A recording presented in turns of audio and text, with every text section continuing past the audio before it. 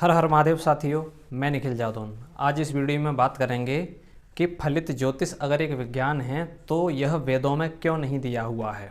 ठीक है, फलित ज्योतिष जिसके आधार पर 9 ग्रहों को ध्यान में रखकर किसी के भविष्य के बारे में बताया जाता है कि आपके जीवन में ये ऐसे घटना घटेगी, इतने समय पर घटेगी और इस घटना से आपका इतना लाभ या इतना हानि होगी।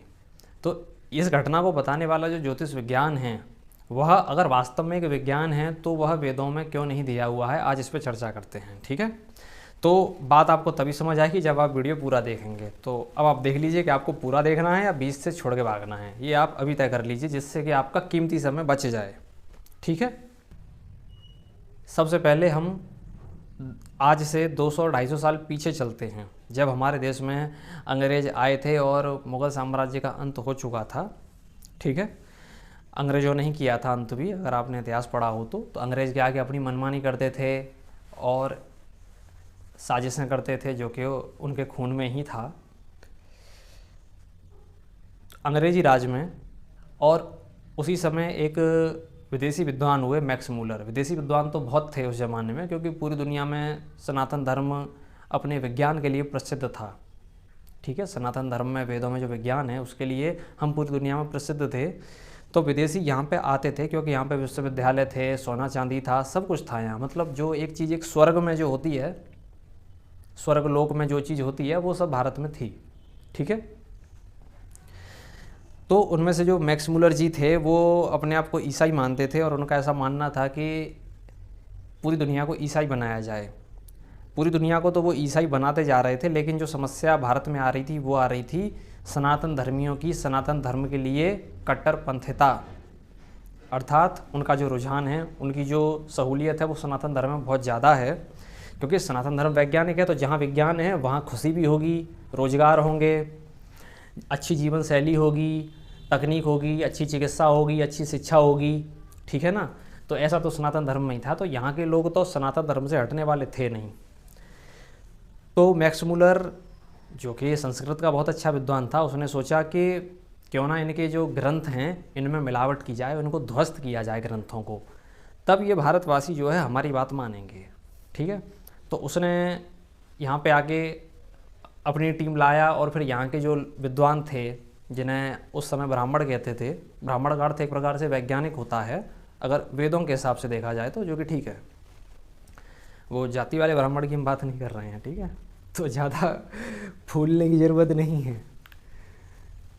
अब तो जब विद्वानों का आपस में मिलन हुआ कि भारतीय विद्वान और वो विद्वान, तो उसने जब अच्छे से समझा कि धर्मों में कहाँ कहाँ पे मतलब ऐसी चीज़ें हैं जो कि सनातन धर्म को मजबूती दे रही हैं, ऐसा क्या क्या है, तो उन्होंने देखा कि मैक्स मूलर और and the team, Max Muller and the team ने देखा कि भैया इसमें जो है वेदों में एक ज्योतिष विज्ञान है जिसको वेदों का नेत्र कहा गया है, वेदों की आँखें।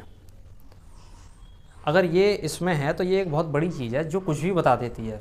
पृथ्वी की घटनाएं भी बता देती है, समुद्र में लहरें उठेंगी वो भी बता देती है, भूकंप के बारे में भी बता देती है, चक्रवात के बारे में बता देती है, आंधी तूफान के बारे में बता देती है, आपका पिछला जन्म और अगला जन्म और आप मोक्ष कब लेंगे ये भी बता देता है ये ज्योतिष विज्ञान। तो और ये वेदों का नेत्र भी है। तो अगर किसी के नेत्र निकाल लिए जाएँ तो वो बेकार हो जाता है, आदमी 2 कदम नहीं चल सकता। तो वेद जो है फलित ज्योतिष के बिना बेकार हो जाएंगे।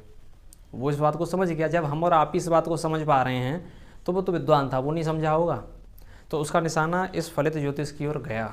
दूसरी एक और चीज़ जो मैं आपको बताऊं कि फलित ज्योतिष के अलावा दूसरी चीज़, वेदों में पृथ्वी के आकार के बारे में जो आज बताया जाता है उस पर भारी मात्रा में संशय है। आकार और संरचना जो है उसकी, कि वो ऐसी है या ऐसी है। ठीक है, ऐसी तो वो बताते हैं इसरो वाले कि ओवेलॉइड स्फेरॉइड, ठीक है, अंडाकार कुछ इस प्रकार से है। और जो सबूत दिए हुए हैं, जो रिसर्च हुआ है, रिसर्च के आधार पर वो चपटी मालूम पड़ती है। मैं बता रहा हूँ, रुक जाओ, पूरी बात सुन लो। मैंने कहा था ना कि पूरा वीडियो देखोगे तभी पता चलेगा ना। सुन लो, पहले कूदने की ज़रूरत नहीं है, अभी तुम्हारे पैरों के नीचे से ज़मीन हिलाता हूँ मैं।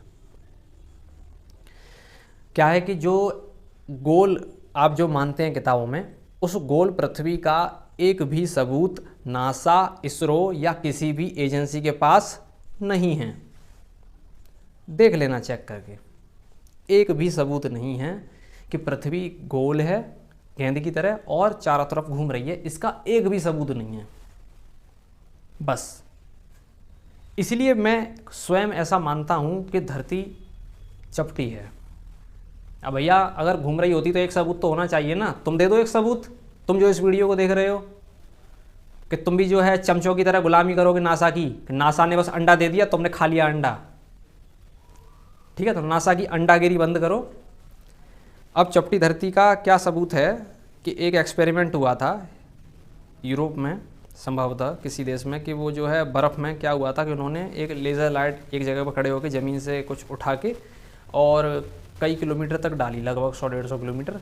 तो अगर पृथ्वी कर्व है, गोल है, तो वो आगे जाके 100-150, जो कि लेज़र तो सीधा चलता है, तो उसकी जो ऊंचाई है लेज़र की वो ज़मीन से उठ जानी चाहिए ना बहुत, क्योंकि ज़मीन तो नीचे को कर्व हो रही है।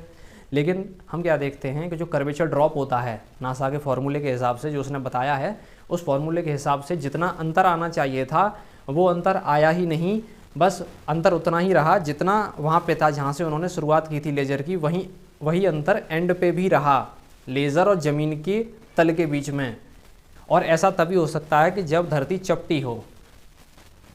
आई बात समझ में? और देखो मैं आपको एक और बात बताता हूँ, वेदों में धरती चपटी थी पहले, बाद में गोल बताई गई है, इसका एक और सबूत है मेरे पास। अब देखो जो लोग यहाँ से देख के छोड़ के चले गए होंगे वीडियो, वो तो गई भैंस उनकी तो पानी में, क्योंकि वो दूसरा सबूत नहीं सुन पाएंगे। कि जो आप इस्लाम को जानते हैं 700 के आसपास एडी में, 700 एडी अदोदामिनी, जैसे अभी 2023 चल रहा है, ऐसे ही ये जो इस्लाम की जो शुरुआत हुई, सऊदी अरब मोहम्मद साहब जो थे, हज़रत मोहम्मद सल्लल्लाहु अलैहि वसल्लम, रसूल अल्लाह, ठीक है, तो इन्होंने कुरान में धरती को चपटी बताया था उस समय। और मैं आपको एक बात बताता हूँ कि इसमें बहुत सारे जो तथ्य थे हदीस में, कुरान में, ये सभी बातें जो थीं वो जो ज्ञान था ना पूरी दुनिया में, जो विज्ञान था, वो भारत से ही गया था। जापान से लेके अमेरिका तक के कोने, इधर से ईस्ट से लेके वेस्ट तक, पूर्व से लेके पश्चिम तक, उत्तर से लेके दक्षिण तक, सब कुछ भारत से गया था उस ज़माने में भी। ठीक है, तो हज़रत मोहम्मद उस किताब में वो उसको धरती को चपटी बताते हैं, और वो सिर्फ इसलिए नहीं बताते हैं कि मन में आया तो बोल दिया ना, और भी हदीसों में कुछ बातें ऐसी हैं जो वैज्ञानिक हैं बहुत भारी मात्रा में, जो उनके खुद के मौलाना नहीं जानते। ये बात मुझे पता है। अब ये ध्यान रखना कि मैं इस्लाम का कोई ऐसा खास समर्थक नहीं हूँ, तो मैं इसलिए उनका पक्ष ले रहा हूँ। भाई जब विज्ञान ही भारत से गया है तो वो हदीस में लिखें उस बात को, चाहे कुरान में लिखें, चाहे कुछ भी करें, सही होंगी ना, वो तो गलत थोड़ी ना होंगी। तो धरती की बात भी उन्होंने तथ्यों के आधार पर ही लिखी थी कि ये धरती चपटी है, अंदाजे से नहीं लिखी थी। वो बात अलग है कि आज कुछ मूर्ख चमचे अंडाणु, ठीक है, उसका मजाक उड़ाते हैं उस किताब का कि उसमें चपटी लिखी हुई है और नासा तो बताता है कि उड़ रही है 66600 मील प्रति घंटा की गति से रिवॉल्यूशन कर रही है। 66600 मील प्रति घंटा की गति से रिवॉल्यूशन कर रही है। ठीक है, ये नासा बताता है, क्योंकि वहाँ मील चलता है ना अमेरिका में। तो उन्होंने जो है ROTHSCHILD, उन लोगों ने उसको मील में ही करके और परोस दिया गूगल पे कि लो भैया इतने से घूम रही है धरती तुम्हारी, अब जाओ उड़ो, इस धरती की सवारी करो। और ऐसा ही कुरान के साथ साथ बाइबल में भी लिखा हुआ है। और देखो बाइबल और कुरान में अंतर है। कुरान का जो संगठन हुआ, जो किताब का जो ज्ञान है, वो आज से 1400 साल पहले हुआ, और जो बाइबल है वो लगभग 2500 साल के आसपास, इतना समय पहले हुआ है। तो कुरान और बाइबल के समय में भी अंतर है। ठीक है, बाइबल में भी धरती चपटी ही लिखी हुई है। तो क्या उन्होंने भी तुक्का मार के लिखा होगा चपटी? ऐसा नहीं है। पूरी दुनिया में एक बात धरती की हो, चाहे चंद्रमा की, चाहे सूर्य की, चाहे कोई भी बात हो, वो भारत से ही गई थी। और अगर चपटी लिखी है मतलब भारत में उस समय चपटी धरती का प्रावधान था उस समय, इसलिए उन लोगों ने भी अपनी किताब में धरती को चपटी बताया है। और सुनिए, हमारे पुराणों में भी धरती चपटी है। जो पुराण है, पुराण में जो कहानियाँ हैं वैसे उनको एक ढकोसला संगठन है जिसने धर्म को बचाने का ठेका लिया है। भारत देश में एक ढकोसला संगठन चलता है, समझ गए होंगे मैं किसकी बात कर रहा हूँ। वो ये तो कहता है कि वो हमारे धर्म ग्रंथ नहीं है, ठीक है, उसमें कहने दीजिए उन्हें, लेकिन उसमें जो बात बताई गई है वो तो एकदम सही बताई गई है। तो उसमें भी किसी ने लिखी होगी कि धरती चपटी है, पुराण में तो चपटी लिखी है ना। एक सबूत और देता हूँ, महाभारत में जब धृतराष्ट्र संजय से पूछते हैं, जब युद्ध चल रहा था तो धृतराष्ट्र और संजय बैठे हैं, ध्यान दीजिएगा, और बातचीत हो रही है कि बताओ संजय युद्ध में क्या हो रहा है, कैसे हो रहा है। तो वो बीच में वहीं पे आते आते धृतराष्ट्र एक सवाल पूछते हैं संजय से कि संजय ये बताओ, क्या तुम अपनी इस शक्ति से जो तुम्हें दी हुई है, क्या तुम इससे ये देख सकते हो कि हमारी जो दुनिया है वो कैसी दिखती है, आसमान से ऊपर से देखने पे कैसी दिखती है। तो संजय बताते हैं कि महाराज दुनिया को जब हम ऊपर से देखते हैं तो ऐसा लगता है कि जैसे एक कोई खरगोश है और उसके हाथ में ऐसे कोई पत्ती है, पेड़ की पत्ती इस प्रकार से है। तो पेड़ की पत्ती और खरगोश, तो पेड़ की पत्ती और खरगोश को जब आप नक्शा बनाएंगे और आप जो पूरी दुनिया का नक्शा देखेंगे तो उसको जो आप नक्शा सीधा देखते हैं उसको जब आप उल्टा करेंगे तो वो खरगोश और पेड़ की पत्ती ही दिखेगा एक, ये ध्यान रखिएगा। तो खरगोश और पेड़ की पत्ती में वो पूरा नक्शा दिख रहा है, ईस्ट साइड वेस्ट साइड दुनिया का, जैसे हम कहते हैं कि अमेरिका नीचे है 7 समुद्र पार गोल धरती पे।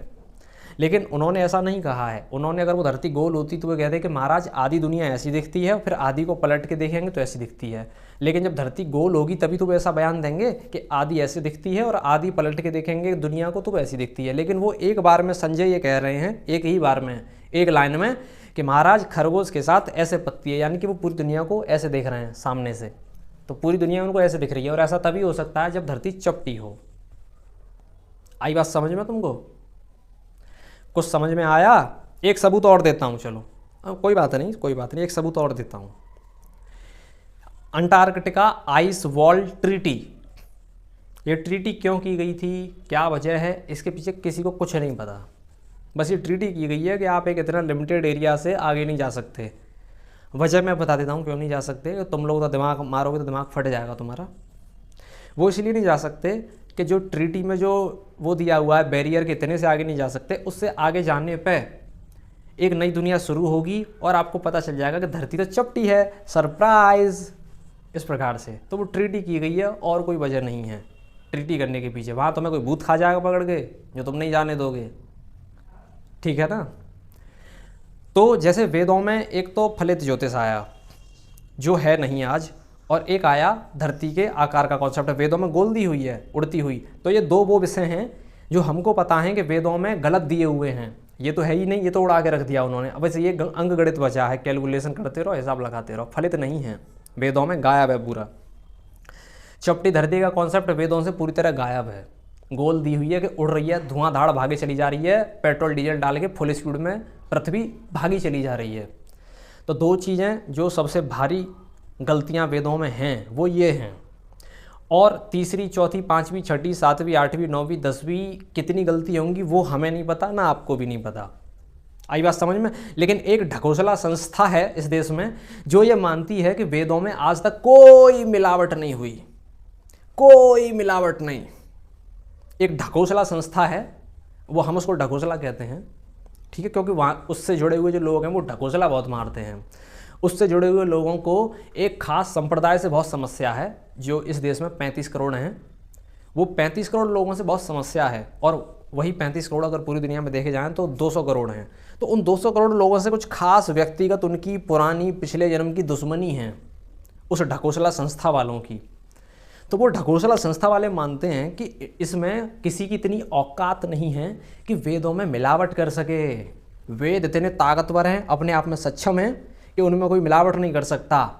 और ये एक राज की बात बताऊं, ढकोसला संस्था वाले कहीं ना कहीं ये भी मानते होंगे, मैं अपने अंदाजे से बता रहा हूँ, कि जब भी कोई वेदों में मिलावट करने जाएगा तो वेदों के हाथ निकल आएंगे दो, एक में तलवार एक में ढाल, और मिलावट करने वाले को वेद ढिशुम ढिशुम ढिशुम ढिशुम ऐसे करके पेल देंगे। इसी वजह से वेदों में कोई मिलावट नहीं कर पाया भाई साहब। पता है, वेद बहुत ही चमत्कारी चीज़ हैं। ऐसे करके तलवार निकलती हैं वेदों में से, ढां ढां ढां ढां पेल देती हैं आदमी को, इसलिए वेदों में कोई मिलावट नहीं कर सकता। और एक सबूत और देता हूँ, कि मिलावट किस कदर हुई है हमारे धर्म ग्रंथों में, उसका एक सबसे बड़ा सबूत मैं रामायण से देता हूँ आपको। ठीक है, रामायण में वाल्मीकि रामायण में जो वाल्मीकि ने लिखी थी उसमें 6 कांड और 20,500 श्लोक हैं लगभग, लेकिन आज वाली में 7 कांड, जो उत्तरकांड है वो 7वां, और 24,000 श्लोक हैं, यानी कि अलग से 3,500 श्लोक जोड़े गए हैं बाद में। वो किसने जोड़ दिए भाई?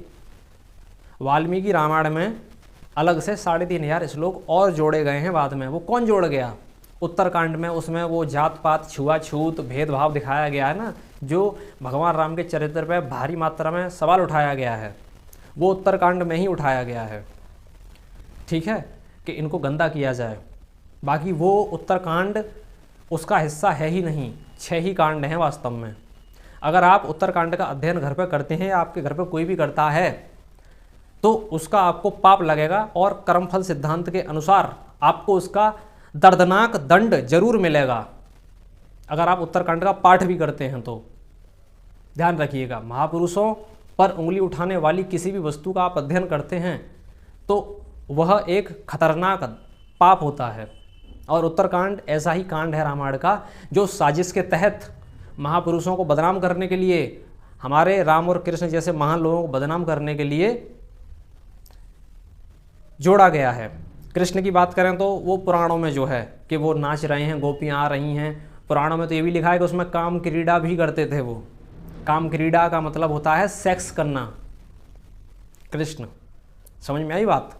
और ये जो कथावाचक हैं वो उन्हीं पुराण की कहानियों को कृष्ण की बताते रहते हैं, और वहाँ उन भागवत कथाओं में जहाँ कृष्ण के चरित्र का इस प्रकार से आनंदपूर्वक मजाक उड़ाया जाता है, आनंद लेने के साथ साथ उन कथा भागवतों में औरतें ज़्यादा जाती हैं, और औरतें दूसरे के घर की नहीं जाती, वो हमारे तुम्हारे घर की ही जाती हैं। ठीक है, आई बात समझ में? तो ये मत समझना कि तुम्हारे घर की औरतें बहुत सही हैं। ठीक है, तो मिलावट के बारे में हमने आपको बताया। अच्छा, अब थोड़ा सा फलित ज्योतिष पे और अलग से बात कर लेते हैं।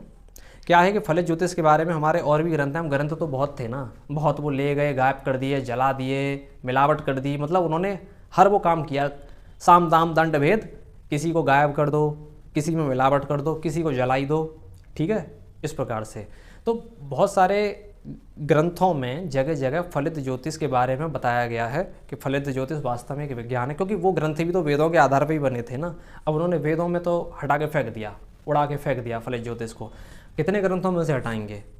हमारे पास तो एक ग्रंथ का वेरिफिकेशन दूसरे में, दूसरे का तीसरे में, तीसरे का चौथे में, चौथे का पाँचवें में होता ही होता है, तो वो नहीं छुपा सकते ना। और देखिए, फलित ज्योतिष का एक और सबूत मैं भगवत गीता से देता हूँ आपको कि फलित ज्योतिष काम करता है। भगवान कृष्ण उसमें एक प्रारब्ध शब्द का इस्तेमाल करते हैं, बार बार करते हैं कि नहीं करते हैं?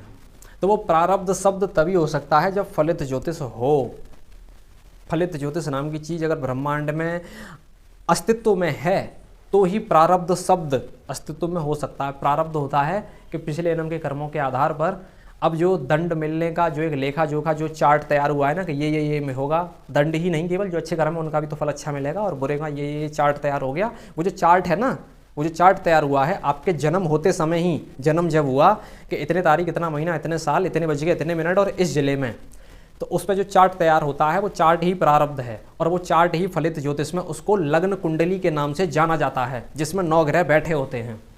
आओ ना, अब बताऊंगा, आई बात समझ में? तो वो ढकोसला संस्था है, उसके चक्कर में पड़ के आप लोग भ्रमित ना हो। अपनी बुद्धि का ये जो आपको दी हुई है, यहाँ पे दिया हुआ है, इसका आप प्रयोग करना शुरू करें, जिससे कि आपको सही और गलत का अंदाज़ा हो सके और आप सत्य की राह पर चल सकें, अंधेरे में बंद ना रहें। आशा करते हैं आपको जानकारी समझ में आई होगी कि फलित ज्योतिष वेदों में क्यों नहीं दिया हुआ है।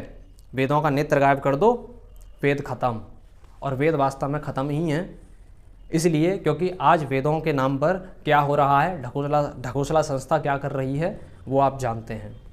उन्होंने कितनी तरक्की की है वेदों के नाम पर पिछले 100-150 साल में ढकोसला संस्था ने, और इस समाज को क्या क्या दिया है ढकोसला संस्था ने।